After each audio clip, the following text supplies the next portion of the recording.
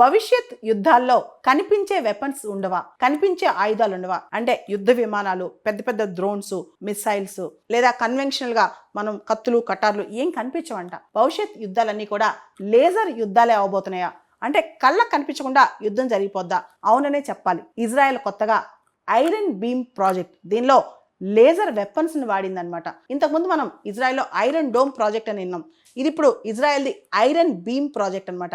దీన్నే shield of light అని కూడా అంటాం. ఇజ్రాయెల్ మీదకి వచ్చే డ్రోన్స్ కానీ, మిసైల్స్ కానీ, ఏ ప్రొజెక్టైల్స్ అయినా 7 to 10 కిలోమీటర్స్ రేంజ్ ఇది.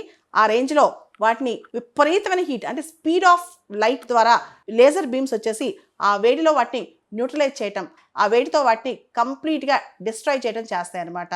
సో భవిష్యత్ యుద్ధాలన్నీ కూడా లేజర్ యుద్ధాలే జరగబోతున్నాయని మనకు అర్థమవుతుంది అనమాట. ఇది 100 కిలోవాట్ సాలిడ్ స్టేట్ లేజర్ అనమాట.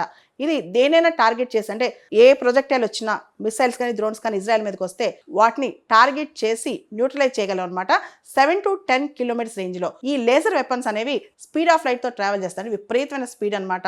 సో ఇన్కమింగ్ ప్రొజెక్టైల్స్ ఏదైతే ఉందో ఎంత ర్యాపిడ్ స్పీడ్లో వచ్చినా అంతే ర్యాపిడ్ స్పీడ్తో ఇది డిస్ట్రాయ్ చేయగలదనమాట. కంప్లీట్గా ఈ శక్తి అంతా ఇజ్రాయెల్ సంపాదించుకుంది. ఇది చాలా అరుదైన శక్తి అని చెప్పుకోవచ్చు.